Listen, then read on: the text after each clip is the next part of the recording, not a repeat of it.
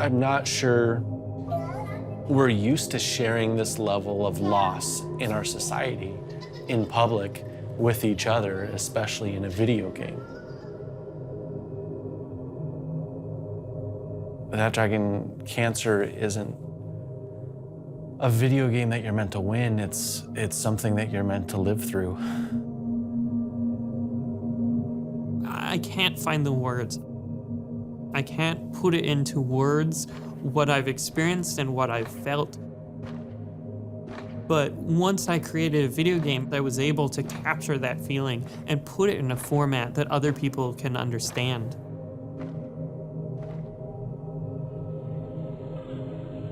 Dysphoria, in a lot of ways, is a game about failure.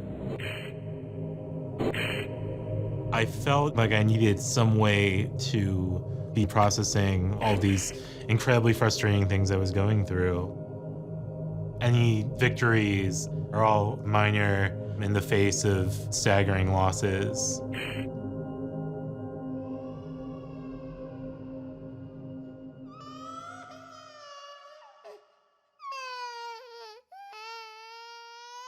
One night I spent in the hospital was probably the hardest experience of my life. Being in the hospital with him and not being able to help him. It can't make you feel better. Shh, shh, shh, shh, shh, shh. About 10 months into his treatment, we started to explore the idea of telling his story and telling the story of what it's like to care for a child that's dying. It felt like a video game where all the mechanics were broken. I think that Dragon Cancer comes down to a question of what do you do with a lack of choice? How do you respond?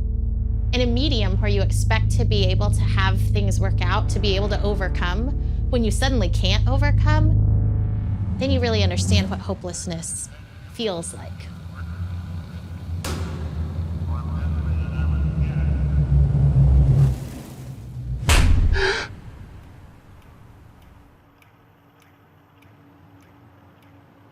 There we go. Life pulls us away so quickly that the memory of the people we love fades. This game is a reason for me to talk about Joel, even after everybody stopped asking about him.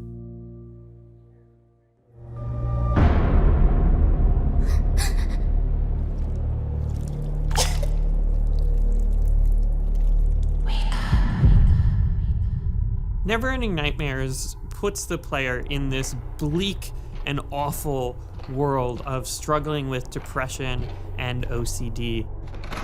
You play through a series of horrible nightmares that get worse and worse.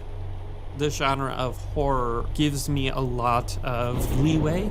The fear that I felt dealing with mental illness is real, and I can translate that to the fear that the player feels. There's a scene in Neverending Nightmares where you stab something between the radius and the ulna bone in the arm, and then using one bone as sort of a fulcrum for a lever to tear the other bone out of the side of the arm. That is actually a representation of an intrusive thought that I've had. The idea of doing that to yourself is just, I mean, it's awful. It's an awful image. In my worst days, this could be something that would come up, you know, multiple times a day, multiple times an hour. Even sometimes I would dwell on this thought and this image for minutes, and I felt like I lost control of my mind. I couldn't get rid of this thought, and it's a very hard thing to shake. But once it's in the game, once it's on the screen and I can point to it and say, hey, this is something I've dealt with, they lost their control over me, which is an amazing feeling.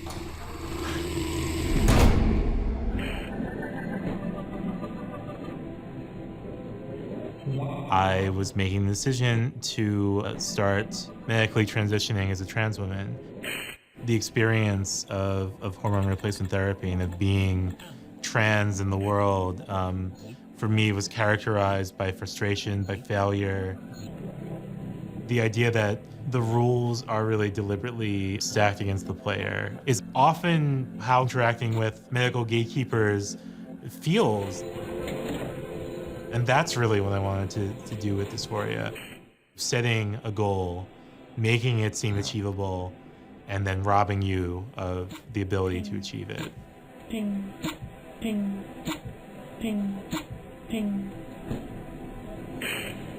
The most validating reactions I've received to Dysphoria have come from other trans women. The game was able to help them make more informed decisions about going on a hormone replacement therapy. I wasn't documenting my experience for a cisgender audience. I was trying to provide this record of my experiences for other trans women. Trans women are who I made the game for.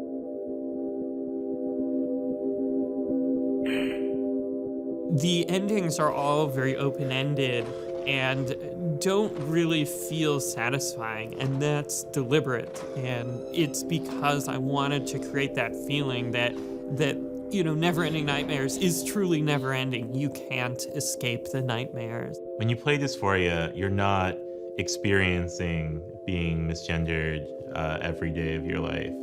You're not walking a mile in my shoes, and you're not experiencing what it's like to be a trans woman. You're just playing a video game. But I wonder if making this video game has made us feel more alone. When people tell you that something you've created matters deeply to them, you want that to feel like somehow it heals something in you. And when it doesn't, when it can't possibly, it feels a little bit lonely.